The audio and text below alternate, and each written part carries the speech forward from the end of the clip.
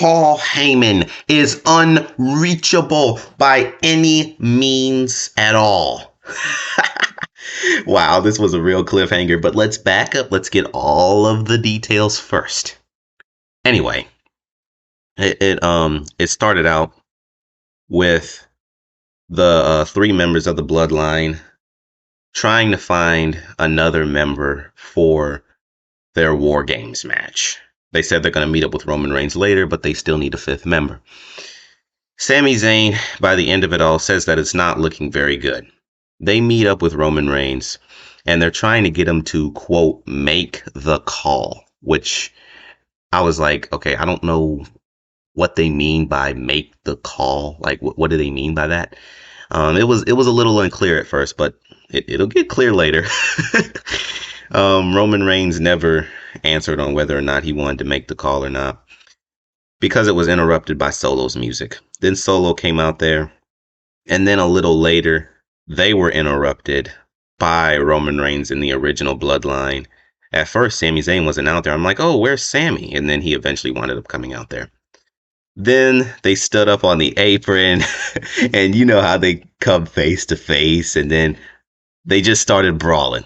It was just a big brawl, and it wasn't one of those just lackluster every week brawls. It was a good brawl. It was one of the ones that, you know, you actually get energetic during it. I like it. You actually feel the energy of it. And it was a cool moment in there where Roman Reigns actually saved Sami Zayn from Solo hitting him with the spike by spearing Solo. So it does show that the original bloodline does seem to be on the same page. It does show that, which was cool. But a few moments later, they were attacked by Bronson Reed. Bronson Reed and Solo's bloodline, to make it short, pretty much just destroyed the original bloodline.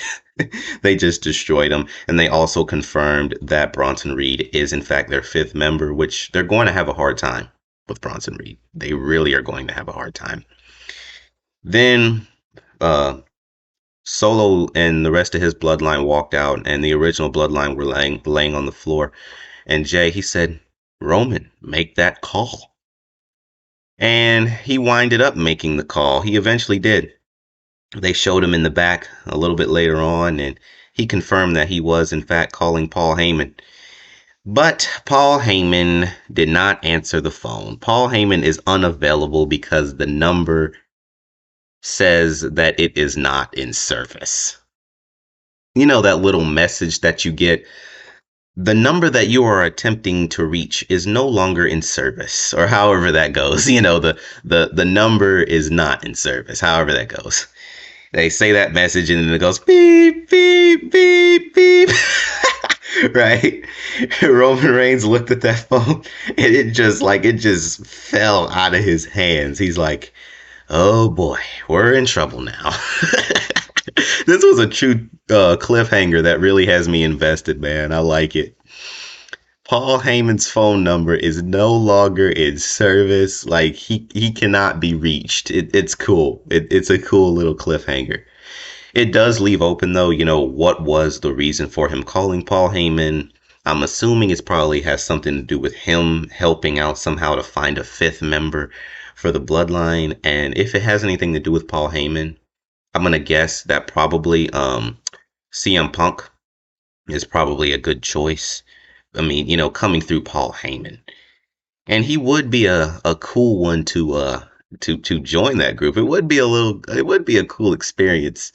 Who else? I don't think it's anyone else. I'm sure some people out there are saying The Rock. I'm sure some people out there are saying Cody Rhodes, but Cody Rhodes and Roman Reigns, that's not going to go too well.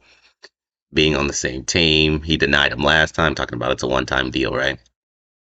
Paul Heyman has been off screen all this time, man. It's funny. But who do you think will be their fifth member? That's it for this video, peeps. Peace out, peeps.